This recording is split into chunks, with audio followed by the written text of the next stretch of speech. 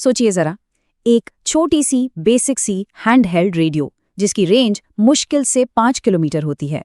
लेकिन क्या हो अगर बिना किसी नए हार्डवेयर के यही रेंज अचानक 500 किलोमीटर हो जाए? सुनने में किसी जादू जैसा लगता है ना, पर इसके पीछे एक बहुत ही ब्रिलियंट टेक्नोलॉजी काम करती है।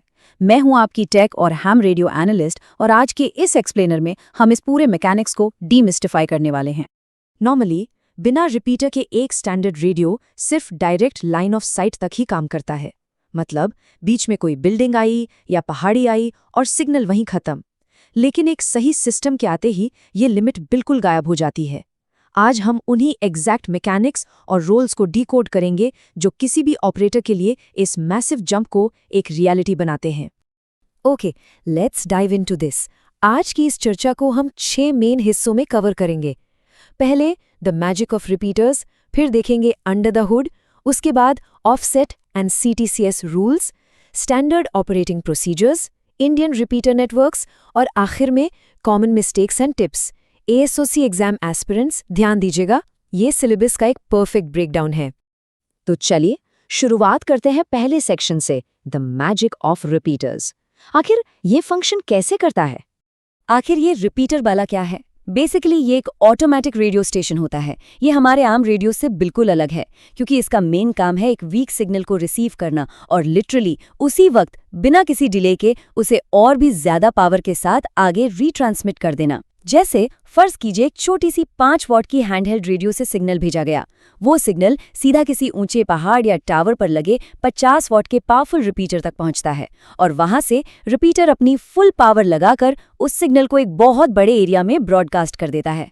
इस कॉन्सेप्ट को थोड़ा और डीपली समझने के लिए एक सिंपल एनालॉजी ट्राई करते हैं।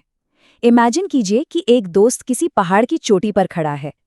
नीचे ग्राउंड से कोई उसे आवाज लगाता है, और वो दोस्त उस आवाज को सुनकर और भी तेज आवाज में पूरे शहर को चिल्लाकर वही बात सुनाता है।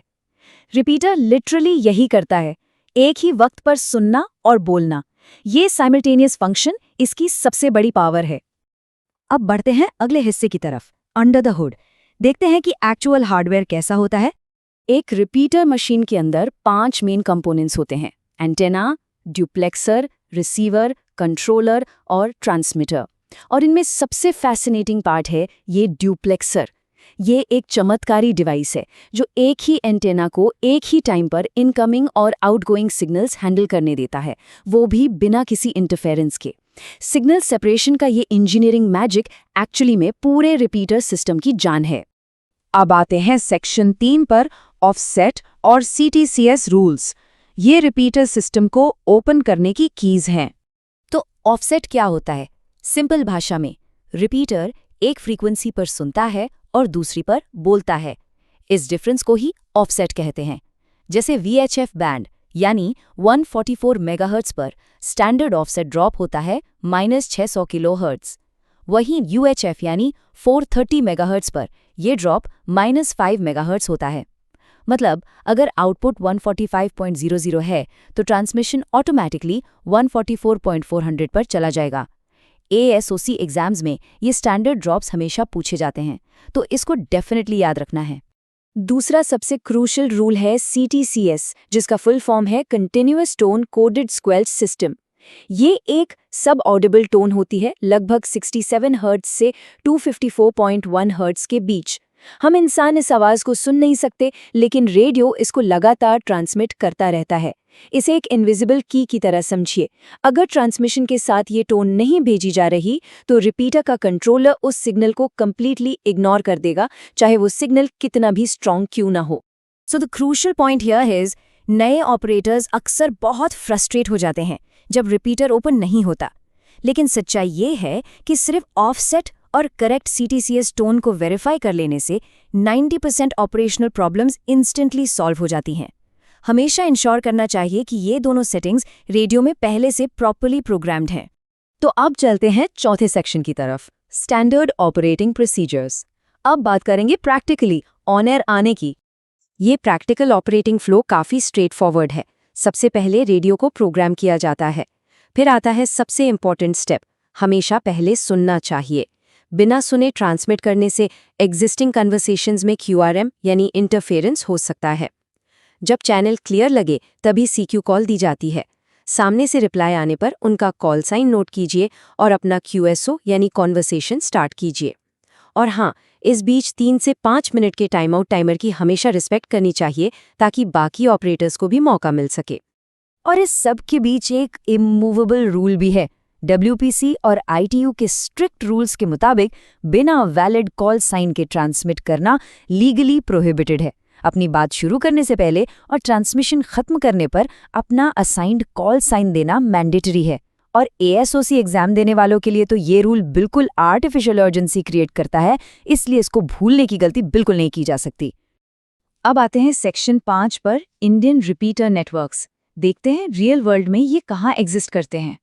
Let's move to and see how this builds. ये पूरा सिस्टम प्रैक्टिकली एक बहुत ही वाइड रीचिंग वेब बनाता है। अगर ध्यान दे तो मुंबई में 145.00 मेगाहर्ट्ज और 82.5 हर्ट्ज CTCS यूज होता है। बैंगलोर में 77.0 हर्ट्ज का सेटअप है और दिल्ली, चेन्नई या हैदराबाद में अपने अलग पैरामीटर्स हैं। इससे ये प्रूव होता है कि लगभग हर बड़े शहर में फंक्शनल और एक्सेसिबल नेटवर्क्स मौजूद हैं जो ऑपरेटर्स को स्ट्रॉन्ग रीजनल कनेक्टिविटी देते हैं। हालांकि यहाँ एक जरूरी डिस्क्लेमर है, रिपीटर की फ्रीक्वेंसीज और उनके टोन्स वक्त के साथ बदल सकते हैं। इसलिए ऑपरेट करने से पहले लोकल हैम क्लब्स, NIR या ARSC जैसी बॉडीज से लेटेस्ट डिटेल्स वेरीफाई कर लेना बहुत एसेंशियल है। रिपीटर बुक जैसी ऑनलाइन डायरेक्टरीज इस काम के लिए सबसे बेस्ट रिसोर्सेज मानी जाती हैं। और अब रिवील करते हैं उस 500 किलोमीटर रेंज का सबसे बड़ा सीक्रेट। देखिए, कई बार ये लोकल रिपीटर्स इंटरनेट के थ्रू कनेक्टेड होते हैं। एकोलिंक और IRLP जैसी इनक्रेडिबल टेक्नोलॉजीज इन रिपीटर्स को ग्लोबल लेवल पर लिंक कर देती हैं और इसी इंटरनेट लिंकिंग की वजह से एक बिल्कुल छोटी सी 5 वॉट की रेडियो डायरेक्टली इंटरनेशनल DX यानी लॉन्ग डिस्टेंस कम्युनिकेशन अचीव कर सकती है। फाइनली हम पहुंच गए हैं आखिरी सेक्शन पर, कॉमन मिस्टेक्स एंड टिप्स। ये ASOC सिलेबस के लिए हाई रिटेंशन डिटेल्स हैं। नए ऑपरेटर्स जनरली ये 5 कॉमन गलतियां करते हैं। ऑफसेट सेट करना भूल जाना, CTCS टोन स्किप कर देना, टाइमर टाइम आउट होने तक बहुत लंबे ट्रांसमिशंस करना, कॉल साइन ड्रॉप करना और सबसे अनोइंग कचुंकिंग। कचुंकिंग का मतलब है बिना कुछ बोले सिर्फ PTT बटन दबाना, बस ये चेक करने के लिए कि रिपीटर चल रहा है या नहीं। ये एक सिवियर एटिकेट वायोलेशन माना जाता है और इसे हर हाल में बचना चाहिए। इन गलतियों से बचने के लिए ये 5 प्रो टिप्स फॉलो करना बेस्ट रहता है। रेडियो प्रोग्राम करने के लिए चर्क सॉफ्टवेयर यूज करें। ट्रांसमिट करने से पहले पूरे 5 मिनट शांति से सुनें। लोकल रिपीटर्स को अपने मेमोरी चैनल्स में प्रॉपर्ली सेव कर लें। रिपीटर बुक डायरेक्टरी को अपनी गाइड बनाएं। और सबसे वाइटल पॉइंट, जब भी ऑन एयर कोई लाइफलाइन या इमरजेंसी ट्रैफिक सुनाई दे तो किसी भी रिपीटर नेटवर्क को तुरंत क्लियर कर देना चाहिए। इमरजेंसी हमेशा पहली प्रायोरिटी होती है। Now what's really interesting about this summary is, ये ASIOC एग्जाम क्लियर करने के लिए एक एब्सोल्यूट गोल्ड माइन है। VHF और UHF के ऑफसेट्स, CTCS का फुल डेफिनेशन, डुप्लेक्सर का dual role, mandatory call sign rules और 3 से 5 मिनट का टाइम आउट टाइमर। इन फैक्ट्स को बस माइंड में सेट कर लीजिए क्योंकि ये क्लियर कट हाई स्कोर की गारंटी देते हैं। तो रिपीटर थ्योरी और उनकी प्रैक्टिकल गाइडलाइंस अब पूरी तरह से डीमिस्टिफाई हो चुकी हैं। एक छोटी रेडियो के 5 किलोमीटर से 500 किलोमीटर तक के लंबा रास्ता अब बिल्कुल समझ में आ चुका है। इसीलिए इस एक्सप्लेनर को हम इस हाई एनर्जी सवाल के साथ यही रोकते हैं।